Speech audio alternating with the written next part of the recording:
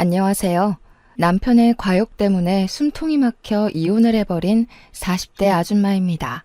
요즘은 어떤지 모르겠는데 제가 결혼할 때만 해도 그런 말이 좀 많았어요.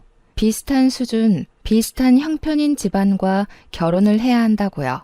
그러니까 저급하게 말해보자면 끼리끼리 만나서 살아야 잘 산다는 걸 말하는 거예요. 결혼을 직접 실천해보지 않았을 때는 그놈의 끼리끼리라는 말이 참으로 와닿고 이해가 되었습니다. 이론적으로는 제 안에 충분히 받아들여졌는데 이게 결혼하고 나서 보니까 끼리끼리라도 다 같은 종족은 아니더군요. 제가 이혼한 결정적인 이유가 저와 남편이 끼리끼리였기 때문이에요. 근로소득이나 집안 재력이 비슷했다는 겁니다. 나 참 비슷한 소득 수준의 사람과 결혼을 해도 이렇게 이혼이라는 결론을 내네요. 도대체 이혼도 안 하고 잘 먹고 잘 사는 사람들은 서로에게 어떤 존재인 거죠? 겪어보지 않아 몰라서 그러는데 차라리 정반대 성향의 사람이 나은 걸까요? 아무튼 제가 화딱지 나는 사연 하나 써보고자 이렇게 찾아와 봤네요. 남은 응어리를 여기서나마 풀어보고 가려 합니다. 재밌게 들어봐 주셨으면 해요. 말했다시피 저와 남편은 똑같이 중하층 형편의 비슷한 직종을 가진 채로 결혼을 한 사이예요. 남편은 자기가 하고자 하는 일은 열심히 하지만 들이는 노력에 비해 성과가 쉽게 안 나는 타입의 사람이었고, 저는 남편이랑 비슷한 계열의 일을 했지만 입사한 지 얼마 안 된 신입이기도 했고 주어진 만큼만 하는 스타일이라 정해진 경제력 안에서 생활을 하려던 타입이었습니다. 스타일이 반대 같지만 제가 본 저와 남편의 공통점은 우선 같은 일을 하고 있다는 거였고 소득이 비슷한 데다가 똑같이 가난하다는 거였어요.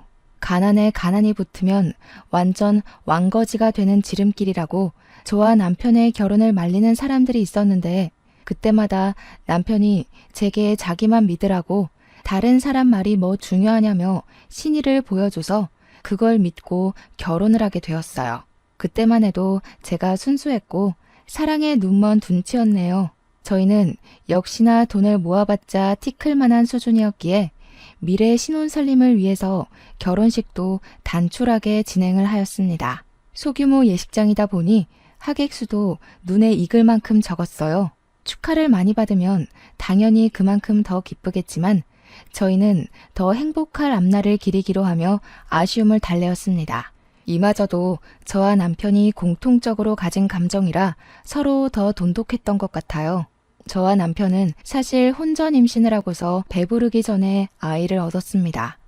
사실 없는 형편의 아이를 얻는 건 아이한테도 못할 짓이잖아요. 그런데 저희가 좀 많이 뜨거웠습니다.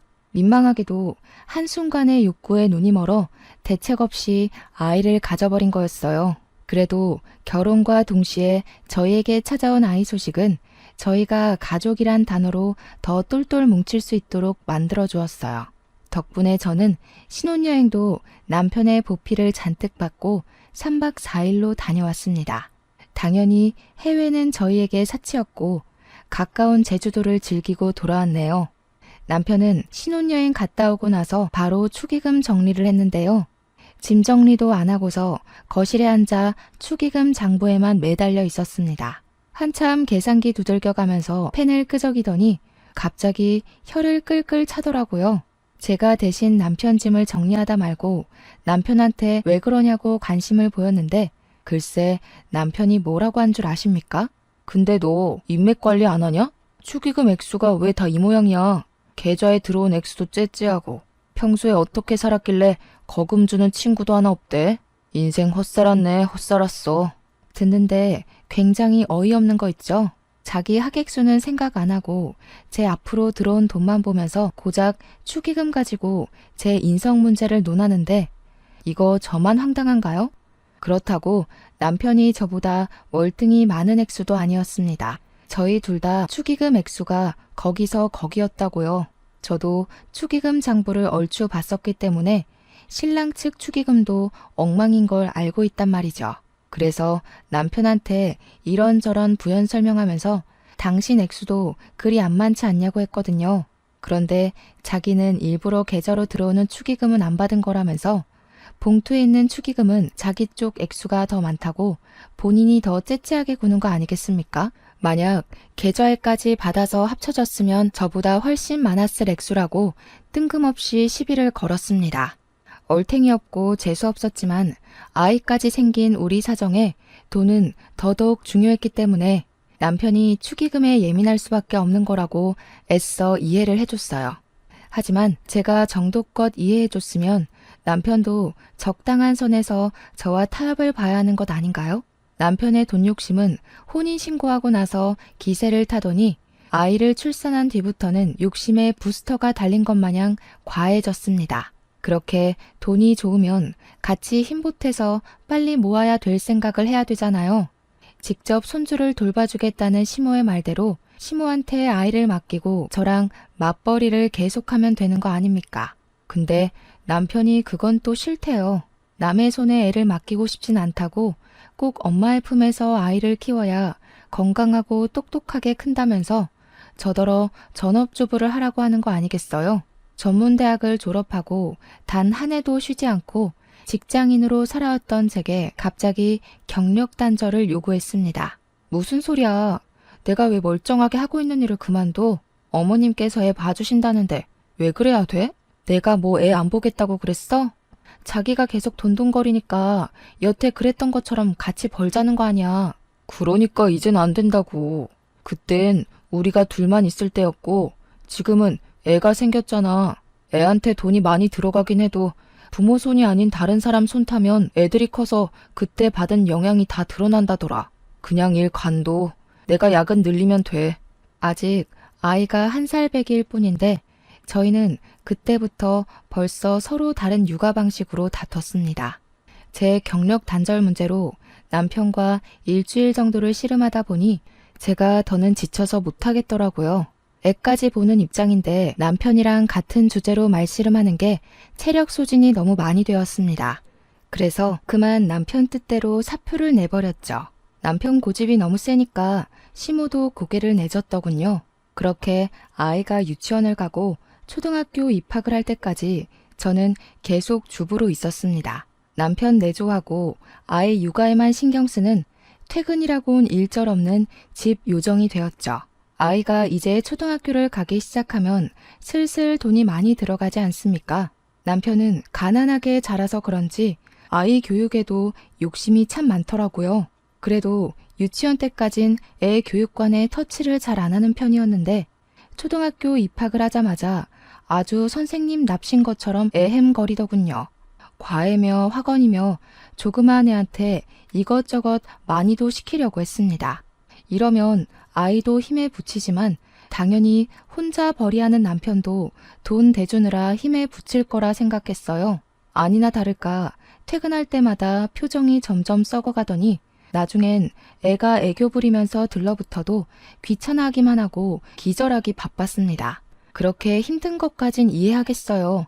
그래서 저도 내조를 더 잘하려고 했고 애가 남편을 성가시게 안 하도록 신경을 많이 써줬습니다. 그러나 갑자기 제게 다시 일을 구하라고 통보하는 남편의 요구는 정말 당혹스럽더군요. 제가 무슨 슈퍼맘도 아니고 일을 구하라고 하면 뚝딱 바로 취직이 되는 사람인가요?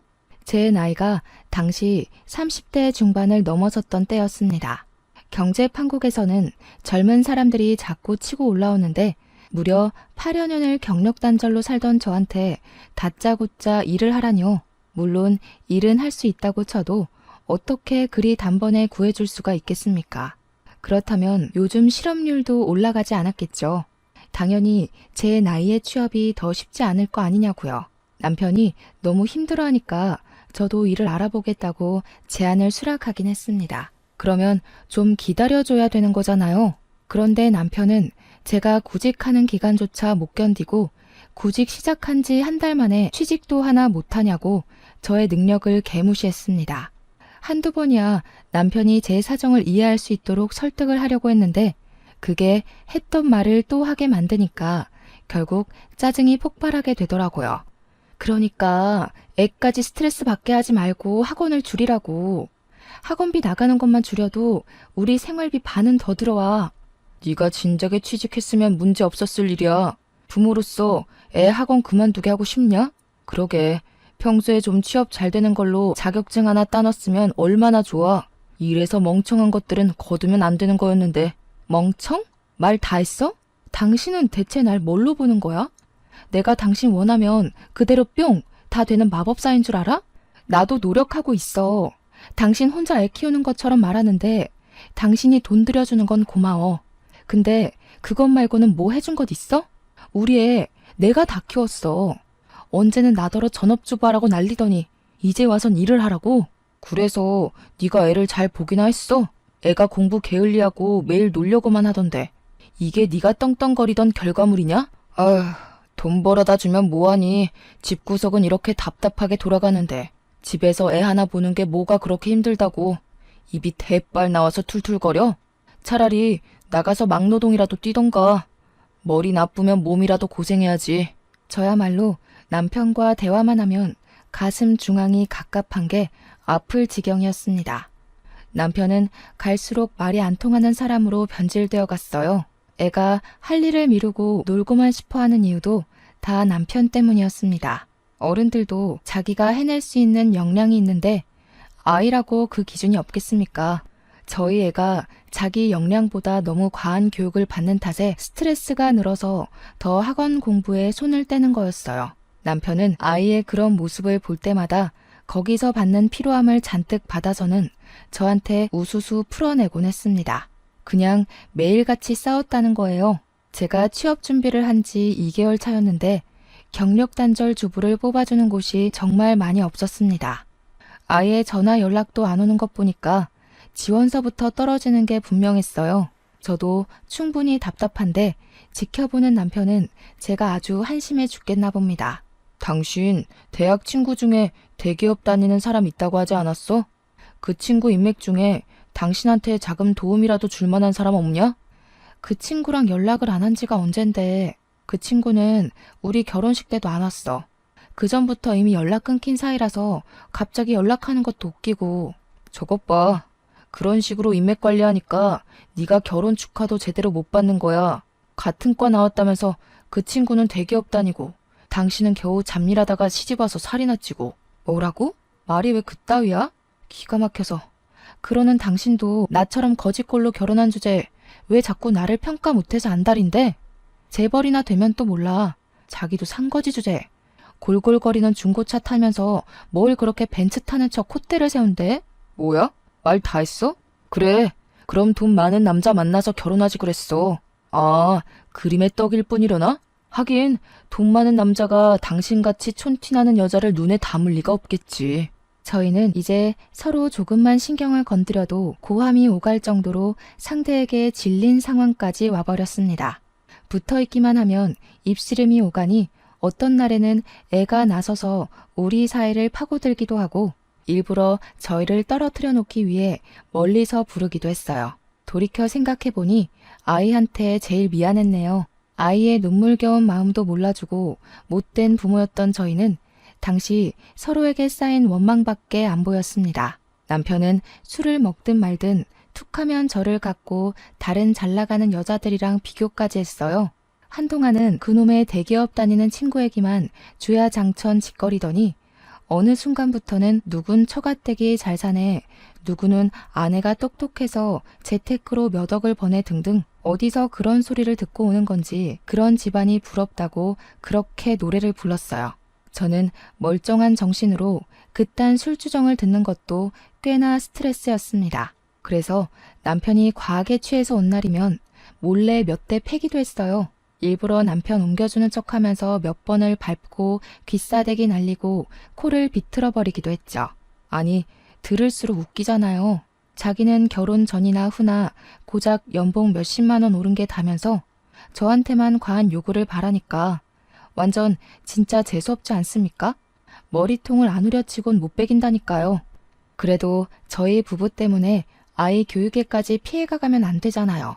저는 아이 크는데 문제 없도록 사방팔방 일자리를 찾으러 뛰었습니다. 나중에는 체면이고 뭐고 정말로 취업이 절실해서 오랜만에 대기업 다니는 친구한테 연락을 하기도 했어요. 그 친구와는 대학 졸업하고 나서 사적으로 연락을 해본 적이 없습니다. 저희가 그렇게 막 친한 사이는 아니었어요. 그러나 같이 강의 들은 적이 여러 번 있어서 막 안 친한 것도 아닌 애매한 사이였습니다. 제 전화를 받은 친구는 조심스럽게 알린 제 사정을 듣고선 흔쾌히 환대를 해주었습니다. 의외였어요. 보통은 연락도 안 하던 친구가 연락한 것만으로도 당황스럽잖아요. 그런데 친구는 저를 대학 동기였다는 이유만으로 반겨주어서 고마웠습니다. 내 동생이 플로리스트 하거든. 그게 생각보다 여기저기 쓰일 때가 많은 자격증이더라고. 동생한테 말해놓을 테니까 내일 한번 찾아가 봐. 주부인 제가 바로 사무직에 뛰어드는 건 어렵다고 배려해준 친구 덕분에 저는 친구 동생네 꽃집에서 꽃꽂이하는 일을 하게 되었는데요.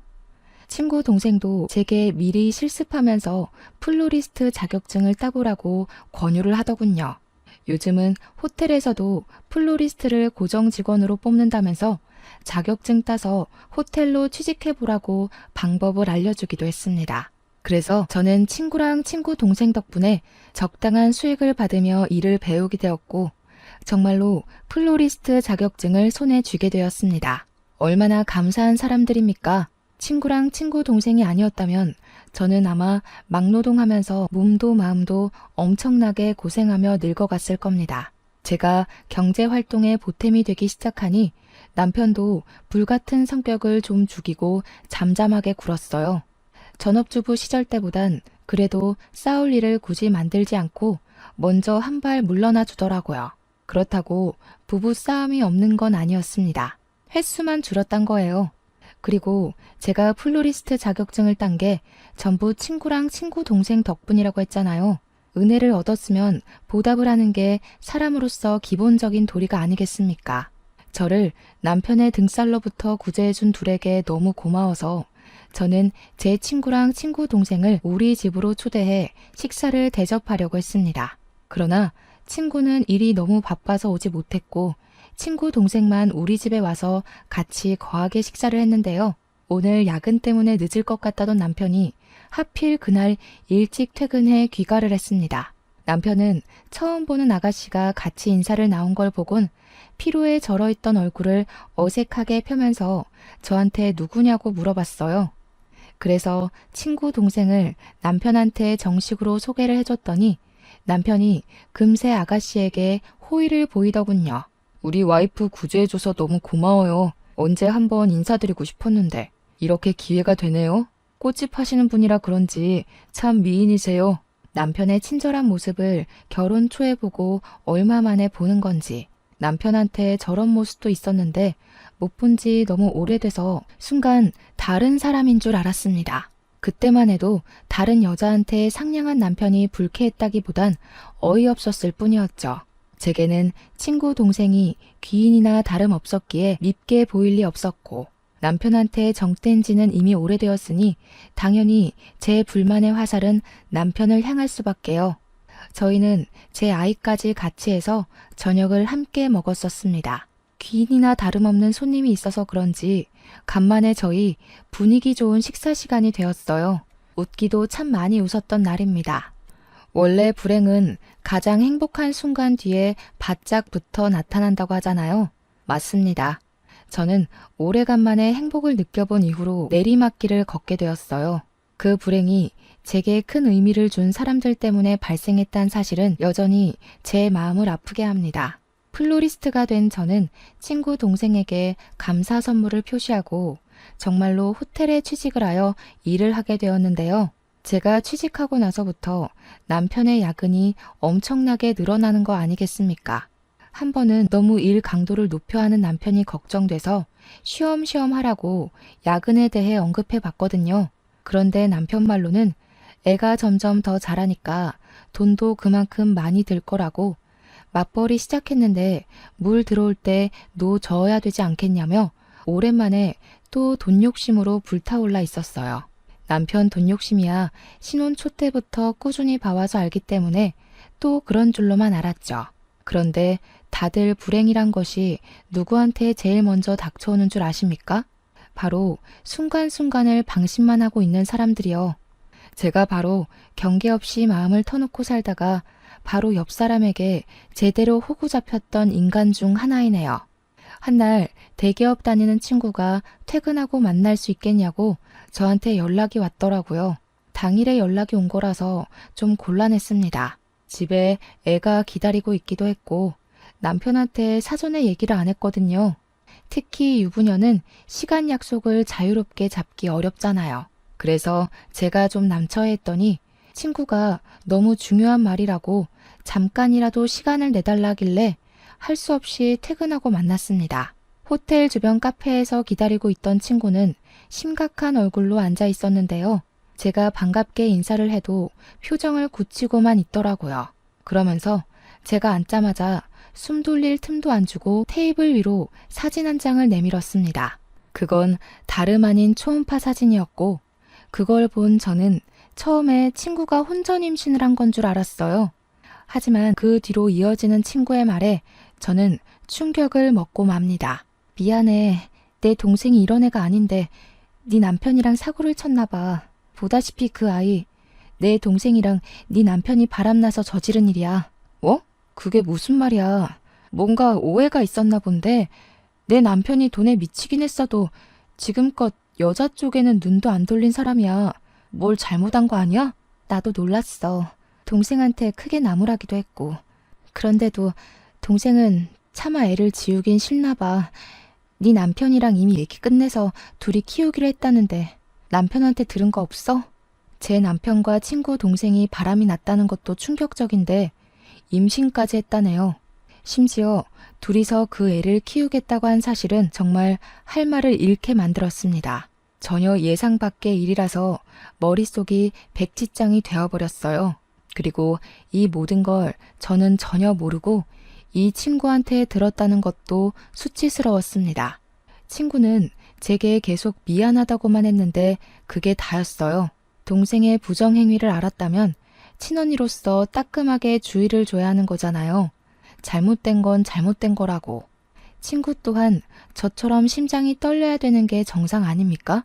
그런데 제가 본 친구의 표정은 태연하기만 할 뿐이었어요. 마치 남편과 자기 동생을 갈라놓을 생각이 전혀 없는 사람처럼 보였습니다. 그런데 넌 이걸 나한테 말해주는 이유가 뭔데? 나더러 네 동생 소송하라는 거니? 아니면 나더러 남편 포기하고 네 동생한테 넘기라는 거야? 진정해. 이런 상황 밖으로 소문나면 누구든 좋을 것 없잖아. 내 말은 최대한 시끄럽게 해결하지 말자는 거야. 내 동생한테 따질 거 있으면 앞으로 나 불러서 얘기해줬으면 좋겠어. 내가 네 커리어도 만들어줬는데 이 정도 부탁은 들어줄 수 있지? 내가 이해 못하는 건지 모르겠는데 이 상황에서 그걸 따지는 게 정상인 거니? 내 남편도 미친 짓 했지만 네 동생도 마찬가지 아니야? 그럼 적어도 내 앞에 네 동생을 같이 데려왔어야지. 나한테 사과를 시키는 게 언니로서 해야 될 일 같은데 원하는 게 사과야? 그거만 돼? 그럼 네가 순순히 이혼해 줄래? 그렇다면 나도 너 시간 되는 날 맞춰서 용서빌러 데려올게. 친구가 얼마나 뻔뻔하게 나왔으면 제가 여태까지 토시 하나 안 빠뜨리고 기억을 하겠어요. 분명 떳떳한 입장이 아닐 텐데 친구가 너무 침착하고 태평스러워서 오히려 제가 잘못된 입장인 줄 착각할 정도였습니다. 그것조차도 제겐 배신감으로 다가왔어요. 저는 그날 그 자리에서 살아생전 가장 고통의 무게에 짓눌려야만 했습니다. 불륜이라. 그러고 보니 왜 그 방법이 있나 생각도 못했네요. 그 친구네가 넉넉한 편이라는 건 대학 때 이미 알고 있었어요. 친구도 대기업으로 수익이 좋고 동생네 매출도 상당하니까 친정되는 집은 제가 알던 것보다 훨씬 더 풍요로워졌을 겁니다. 그러니 지난 저녁 식사 자리에서 그 사실을 알게 된 남편 눈이 도는 건 100번 양보해서 당연했겠네요. 제 남편이 돈에 미친 사람이라서 돈에만 목맬 줄 알았어요. 여자 집안을 이용해서 살림필 생각을 하고 있는 줄은 전혀 몰랐습니다. 저도 모르게 남편이 그 정도로 막장짓은 하지 않겠지라는 신뢰가 은연중에 있었나 봅니다. 바보 같게도 말이죠. 그렇게 부자인 처갓집 부러워하고 대기업 다니는 여자랑 저를 비교하더니 딱 그런 처가를 알아보고 불륜을 저질렀네요. 남편의 속내가 너무 시커멓게 잘 보여서 화가 나 미치겠더군요. 고작 돈 때문에 남편이 가정을 배반한 셈이지 않습니까? 능력 없는 제가 한없이 초라해지고 버려진 느낌을 도통 지울 수가 없었습니다. 심지어 그날 남편은 외박까지 했어요. 아마 친구가 남편한테 제게 모든 사실을 밝혔다고 언지를 줬던 것 같습니다. 남편 없는 그 새벽에 저는 모든 게 저를 돌아선 것 마냥 혼자가 된 느낌을 받았어요. 앞날이 너무 막막했고 무서웠습니다. 돈돈거리는 소리 듣기 싫어서 그렇게 핏줄 세어가며 싸웠는데 그렇다고 이렇게 불륜을 저질러 버리라는 건 아니었거든요. 어떻게 그깟 돈 때문에 가족을 등질 수가 있나요? 토끼 같은 우리 새끼를 버릴 수가 있죠? 제 인생의 전부인 존재는 우리 딸 하나뿐이었지만 이 전부를 가질 수 있도록 해준 건 남편인데 그런 사람의 배신은 생각보다 큰 충격이었습니다. 같은 공간에서 숨 쉬는 것도 싫었을 만큼 미워했어도 우리 딸의 아빠라는 생각에 이혼까진 염두해 본 적이 없는데 저 혼자 이 가정 하나 지키겠다고 마지막 남은 예의를 붙들고 있었네요. 참 씁쓸했습니다. 그럼에도 제가 혼자가 아니라는 인식을 일깨워준 사람 덕분에 똑바로 정신을 차릴 수 있었어요. 그건 바로 무엇과도 바꿀 수 없는 딸의 존재였고 그저 엄마가 슬픈 게 싫다고 위로해주는 우리 딸애를 보고서 다시 기운을 차릴 의지를 찾았습니다. 그때부터 저는 이혼을 마음먹었고 저와 딸에게 상처를 준 남편을 망가뜨릴 각오로 결심을 하였습니다. 저는 친구가 지난번 제게 주고 갔던 초음파 사진을 챙겨서 여전히 가난에 허덕이며 살고 있는 시댁을 오랜만에 찾아갔어요. 손주를 데리고 연락 없이 찾아온 저를 시부모가 순수하게 반겨주었는데요. 내내 제 표정이 좋지 않자 걱정을 해주셨습니다. 시부모는 없는 살림에 시집 와준 제게 항상 고맙다고 하는 분들이었어요. 남편이 워낙 돈 욕심이 많아서 시부모한테 용돈 한 번 준 적 없었는데 제가 생활비나 월급을 아껴서 시부모 생신날 한 번씩 용돈을 드리고 했거든요. 제 마음을 갸륵하게 여겼던 시부모는 저를 자기 아들만큼이나 좋아해준 사람들입니다. 그런 고마운 분들에게 남편과의 결별 예고를 해야 하는 것이 참 죄송스러웠지만 제가 이미 딸이랑 저만 생각하기로 각오를 했잖아요. 그래서 저는 어렵사리 입을 떼서 시부모에게 이혼 소송 의사를 밝혔고 그간 있었던 일을 다 고백했습니다. 그런데 돌아오는 시부모의 반응은 그렇잖아도 절벽 끝에 서 있던 저를 한 걸음 더 물러나게 만들었어요. 역시 팔은 안으로 굽는 게 맞는 건데 제가 뭘 기대했는지 모르겠네요. 제 이야기를 잠자코 듣고 있던 시부모는 자기 아들에 대해 실망을 하기보단 제게 대신해서 사죄하는 방법을 택했고 하는 말을 듣다 보면 결국 결론은 아들 편이라는 게 느껴졌습니다. 우리 아들이 제 나름 살 길을 찾다 보니 그런 만행을 저질렀나 보네. 죽어라 노력해도 우리 집 가세가 안 일어나니 돈 많은 처가 도움이라도 받고 싶었을 텐데 있는 처가라곤 그 나물에 그 밥이니. 어미야, 착한 네가 이해 좀 해줘라. 우리 아들 그간 이쪽 저쪽 지가족 먹여 살리느라 고생을 너무 많이 했잖니. 네가 이혼만 해주면 우리가 너한테 돈 좀 떼줄게. 어머님, 불륜을 두고 그런 식으로 말씀 그렇게 하시면 안 되죠. 그게 지금 저를 앉혀두고 하실 말씀이세요? 어쩔 수 없이 남편 편드는 건 부모 자식이니까 제가 어떻게 이해해 보겠는데 저더러 용서해달란 소린 하지 마셔야죠. 저랑 남편은 피 한 방울 안 섞인 남이에요. 일말의 양심이 있다면 남편을 나무라셔야 하는 거 아닌가요? 그래. 우리가 다 미안하구나. 다 잘못했어. 그러니 그냥 이혼 좀 해주거라. 우리도 남은 생 새 사돈 도움받아서 기 펴고 살 생각하니 차마 어미 널 붙잡기가 싫은데 어쩌겠니. 어차피 우리 아들은 너한테 마음 떴다. 껍데기 안고 사는 건 너도 실증 날 거 아니냐. 아들 말 들어보니까 친구 도움받아 겨우 취직했다면서 먹고 살 길 마련해준 빚 갚는다 치고 눈 감아줘. 어이없지 않나요? 시부모는 자기들의 형편없는 자존심을 스스로 자책하면서 도리어 저보고 이혼을 해달라고 부탁을 했습니다. 무슨 이런 경우가 다 있는지 모르겠어요. 왜 다들 잘못을 저질러 놓고도 저렇게 뻔뻔하고 양심이 없는 걸까요? 분명 저는 가만히 있다 봉변당한 사람인데 누구한테도 사과를 받지 못했습니다. 이런 식이면 정말 사람 하나 매도하는 거 일도 아니겠어요? 다들 나쁜 일에 이렇게 쿵짝이 잘 맞으니 당하는 사람들이 뼈도 못 추리고 절망하나 봐요. 역시나 시가에는 잘해봤자 본전이거나 손해일 뿐인 듯 합니다. 제가 무슨 부귀 영화를 누리겠다고 시부모한테 효도를 했는지 모르겠어요. 저는 그저 자기 아들한테 외면받는 시부모가 불쌍해서 대신 챙겨줬던 것뿐인데 결국 돌아오는 마음은 불륜녀한테 남편을 보내주라는 결론뿐이네요. 온갖 가여운 멘트를 남발하면서 남편의 불륜을 감싸주는 시부모에게 기가 막혀서 합의가 아닌 소송을 걸겠다고 통보했고 시부모는 부잣집 사돈을 얻을 수 있다면 흔쾌히 소송을 받아들이겠다고 했습니다. 제가 시가에 찾아간 걸 시부모가 남편한테 연락을 했는지 집에 돌아가니까 남편이 기다리고 있더라고요. 매일 불같이 화만 내던 남편이 이번에는 의외로 제 앞에 무릎을 꿇었어요.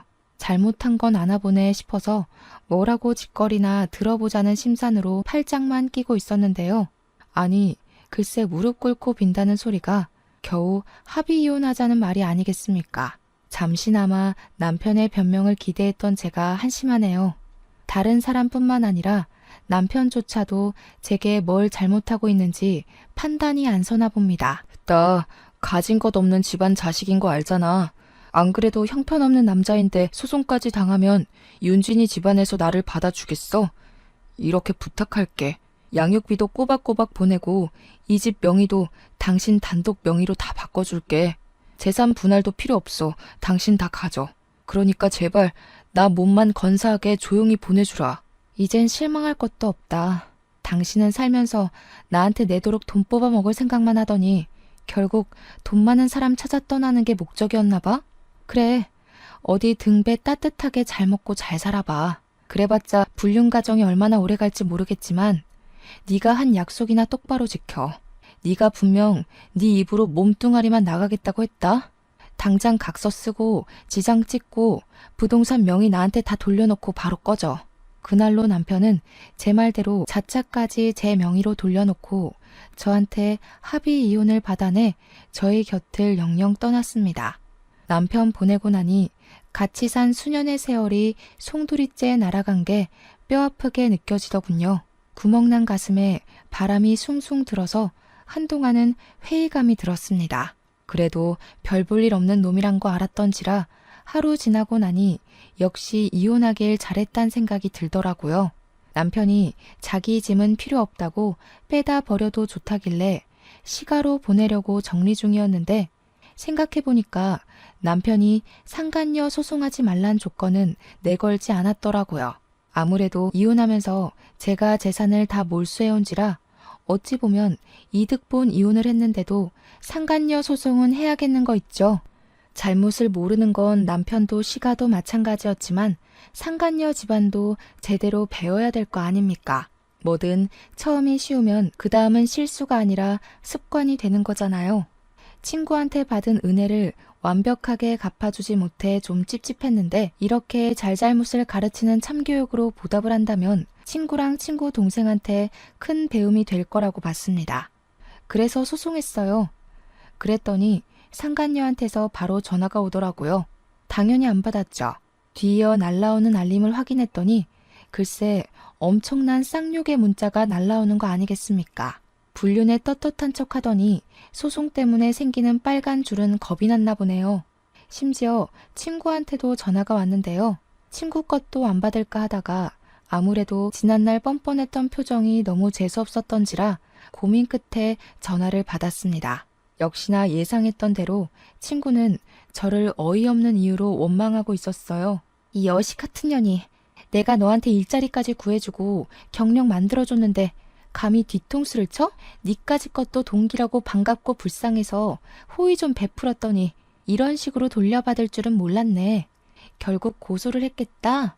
너 때문에 우리 집이 얼마나 발칵 뒤집혔는 줄 알아? 그땐 내가 널 잘 몰랐지. 네 동생이 남의 뒤통수를 이리 무섭게 치는 사람인 줄 알았으면 나 너랑 처음부터 친구 안 했어. 나한테 선의를 베풀었다고 했니?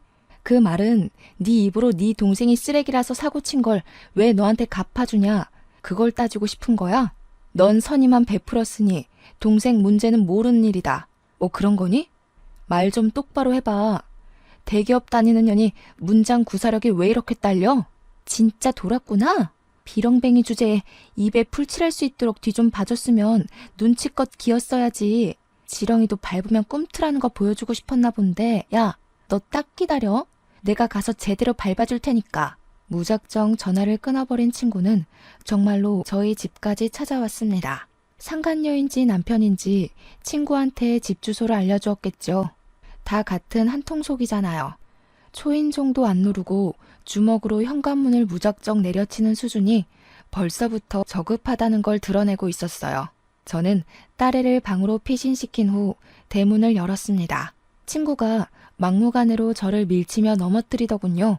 그러면서 제 머리를 잡는데 순간적으로 일어난 일이라서 허우적거리기만 하다가 겨우 친구 얼굴을 확인했습니다. 별것도 아닌 게 까부네. 우리 아빠가 누군지 알아? 동네 잡일하는 너네 아빠랑 달리 우리 아빠는 무려 2급 공무원이야. 우리 아빠한테 말만 하면 찌꺼기 같은 너네 부모님 순식간에 쓸어버릴 수도 있어. 까불 사람한테 까불어야지. 알았으면 당장 고소 취하해. 무릎 꿇고 고개에 쳐박아야 되는 입장이면서 돈 있고 빽 있다고 기세등등하게 나서는 친구 꼴이 같은 어른으로서 무척 쪽팔리더군요. 어쩜 전 남편과 다를 게 없는 건지 보니까 끼리끼리 잘 어울린 듯 싶었어요. 저는 손 뻗으면 닿는 곳에 있는 빗자루를 뽑아다가 친구의 다리를 냅다 쳤습니다.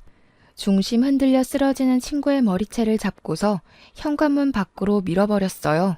아, 너네 부모님이 그렇게 가르쳤나 보구나. 집에 돈이 많으니까 온갖 쓰레기짓 다 저지르고 다녀도 얼마든지 돈으로 해결해 주겠다고? 그럼 그렇지. 집안 자체가 저급한 문화를 가졌으니 불륜 정도야 누워서 침 뱉기 수준이겠지. 그런데 어쩌냐? 너는 방금 네 입으로 네 약점을 드러낸 거나 마찬가지야. 나한테 너를 밟을 수 있는 방법을 친히 알려준 셈이라고. 대기업은 무슨. 역시 멍청한 년이네. 미친년이 뭐라는 거야. 내가 이 옷 세탁비도 물을 거야. 네 수준의 네 월급에 몇 년을 시달려야 갚을 수 있는 옷값이거든? 네가 감히 우리 집에 먹칠을 하고도 무사할 것 같아? 살고 싶으면 당장 소송 취하라고. 너네 그 잘난 집에는 소송이 제일 약과일 텐데 진짜 취하해도 괜찮겠어? 소송 취하하면 그 다음에 네가 알려준 약점밖엔 답이 없는데. 너희 아빠 2급 공무원이랬지? 과연 네가 네 아빠 발목 잡는 짓을 해도 너희 아빠가 돈으로 해결을 해줄까? 내가 죽을 때까지 쫓아서 너네 아빠 권위 무너뜨리는데 온갖 짓을 다 할 건데 그거 감당할 자신 있어서 고작 소송 가지고 이 난리니? 자기 아빠 얘기를 하니까 그제야 친구 표정이 살짝 흔들렸습니다. 자기가 가진 백은 아빠가 다인데 그걸 망가뜨리겠다고 한 거니 주춤할 수밖에 없겠죠. 높은 위치에 있을수록 겸손하고 조심해야 한다는 걸 망각한 모양입니다. 오작 거지 나부랭이 말에 내가 쫄기라도 할 것 같아? 우리 아빠를 걸고 넘어지시겠다. 그럼 너네 부모님은 무사할 것 같니? 누가 누구더러 멍청하다 지랄하는지 모르겠네. 그래, 어련하시겠어. 불륜이 뭐 자랑이라고 동네 떠나가라 따지고 있는지 모르겠다. 네가 마음 먹을 수 있는 짓 나라고 못할 것 없지. 원래 내려갈 곳 없는 사람이 더 무서운 거 알지? 내가 마음만 먹으면 네 아빠뿐만 아니라 너랑 네 동생 인생까지 제대로 밟아버리는 수가 있어. 그런데도 나한테 고개 처박을 용기가 안 나니? 나 정말로 너네 아빠 찾아갈 건데? 제 말에 더는 대꾸하지 못하던 친구는 결국 제게 선을 제대로 넘었는데요. 자기 성질을 주체 못해서 손을 부들부들 떨더니 누가 버려놓은 아이스 커피를 주워다가 제 얼굴에 뿌려버리는 거 아니겠어요? 와, 사람이 속에 화가 부글부글 차오르면 몸을 주체 못한다는 걸 그날 처음 느꼈습니다. 도리어 커피를 처맞아도 마땅할 상간녀 언니한테 제가 당했으니 그 분노가 가늠이 되시나요? 이게 상식적인 순서인지 모르겠어요. 이걸로 모자라 친구가 끝내 스스로 매벌집까지 해버렸는데요. 네가 왜 부모를 언급해도 꿈쩍 안 하는지 알겠네. 너한테 딸이 하나 있다고 했지? 보니까 나온다고 어디 꽁꽁 숨겨놓은 것 같은데 딸내미는 아니? 네가 산 거지라서 남편한테 버림받은 거? 친구가 다짜고짜 제 딸을 찾아 집 안으로 들어가 버리는 바람에 제 이성의 끈은 탁 풀리고 말았습니다. 신발장에 버려졌던 빗자루를 다시 들고서 쫓아가 친구를 덮쳤어요. 제 딸한테 이 더러운 년을 보여주는 건 어떻게든 막고 싶었습니다. 그래서 친구가 먼지 구덩이 속에서 눈도 못 뜨도록 신명나게 혼내주었어요. 내 딸 건드리는 순간 너네 집안은 그대로 황천길 직행인 줄 알아. 조용하게 소송 걸어주려고 했더니 네 성질머리 때문에 안 되겠다. 똑똑히 기억해. 너네 집안 얼굴에 먹칠한 건 난년으로 태어난 너랑 네 동생 때문이라는 걸. 저는 그대로 친구를 내몰아 현관문 밖으로 쫓아버렸고 빗자루를 내던지며 꺼지라고 소리친 후 문을 닫아버렸습니다. 친구 사이는 이미 개나 줘버린 지 오래고 얘도 더 이상 저를 친구로 생각 안 하는 것 같으니 저도 기회와 경고는 이쯤에서 그만둬야 될 것 같더군요. 괜히 어설픈 자비를 베풀었다가 저만 등신 호구가 될 지경이었으니까요. 그 길로 저는 모든 연락을 수신 차단해버렸고 플로리스트 상간녀가 강사로 일하는 꽃집에 전단지까지 만들어서 확 뿌려버렸어요. 길 지나다니는 사람들이 한 번씩 바닥에 떨어진 전단지 쳐다보고는 혀를 끌끌 차면서 손가락질 당하게 만들려고 작정한 짓입니다. 아니나 다를까 제가 전단지 뿌린 지 이틀 만에 상간녀가 꽃집 문을 닫아버렸더라고요. 문 닫고 숨는다고 불륜이 어디 손쉽게 숨길 수 있는 수치인가요? 유리문에 개인 사정으로 당분간 휴업한다고 적혀 있었는데 제가 그 메모를 비켜가며 보기 좋게 전단지를 도배하고 왔어요. 그리고 인터넷에서 규모 큰 맘카페에도 상간녀와 전남편의 불륜 사실을 전부 올려버렸습니다. 댓글이 실시간으로 수십 개가 떠오르는데 전부 욕밖에 없더라고요. 저 대신해서 신박하게 욕을 퍼부어 주시는 맘들을 보고 얼마나 속이 시원했는 줄 아시나요? 그 때문에 저희 지역구에서 전남편과 상간녀 스토리가 웬만큼 퍼졌는데 그게 상간녀 아빠한테까지 결국 영향을 끼쳤더군요. 어느 순간부터 맘카페 댓글에 상간녀가 어디 관리청장 딸이라고 소문이 퍼져서 상간녀 아빠 건의에 정말로 위협이 가해진 것 같았어요. 그 뒷일은 안 봐도 비디오네요. 그리고 진짜 답없는 사건이 하나 더 들려왔는데요. 전 남편은 역시 제 기대를 저버리지 않았더라고요. 맨몸으로 친히 불륜녀 집안에 들어간 주제에 감히 부잣집 친정 두고서 또 다른 여자를 안아버렸다는 거 아니겠습니까? 상간녀가 억울하다고 전 남편 약점 좀 알려달라고 저희 집으로 우편물을 보냈었어요. 굳이 제가 답장을 안 해도 이미 전 남편의 약점을 알지 않을까 싶어 내버려 뒀습니다. 전 남편은 돈 없는 사람이거든요. 돈 때문에 이런 미친 짓을 계속하는 것이니 돈줄 끊는 것만으로도 큰 복수가 될 겁니다. 역시나 상간녀도 그럴 거라 싶었는지 결혼 생활 1년도 못 버티고 이혼 소송으로 전 남편과 전 남편 집안에게 빚더미를 안겨주었다네요. 그리곤 우편으로 제게 그동안 미안했다고 사과문을 써줬는데 그마저도 무시해버렸어요. 자기가 그 불행을 겪어보고 사과를 하는 건 자기 마음 편하려고 하는 짓밖에 안 되는 거잖아요. 어쨌든 전 남편이랑 시간은 손가락 쪽쪽 빠는 신세를 면치 못했겠네요. 그러게 얌전히 본인 분수에 맞게 살았으면 알거지는 면했을 거 아닙니까? 사람 욕심이 이렇게 무서운 거예요. 이성적으로 적당선을 지키며 살라고 만들어진 존재가 인간이라는 동물인데 어쩜 그리도 짐승이길 자처했는지 모르겠습니다. 그러거나 말거나 저는 위자료도 받아 살림이 좀 편해졌고요.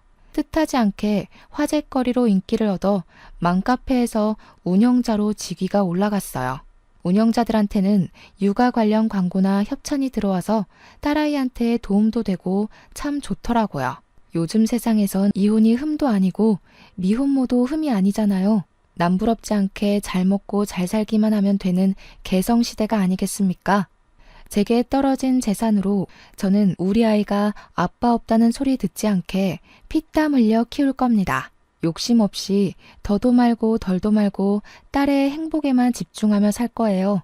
모두가 돈벼락 맞기를 바라지만 내 수중에 과분한 욕심은 버릴 수 있는 용기가 있었으면 좋겠어요. 돈이란 게 종이 쪼가리일 뿐이지만 사람의 전두엽을 조종한다는 말이 맞는 것 같더라고요. 어쨌든 앞으로 제게 떨어질 악재는 이걸로 끝이었으면 싶네요. 사연은 여기까지입니다. 편안한 밤 되세요.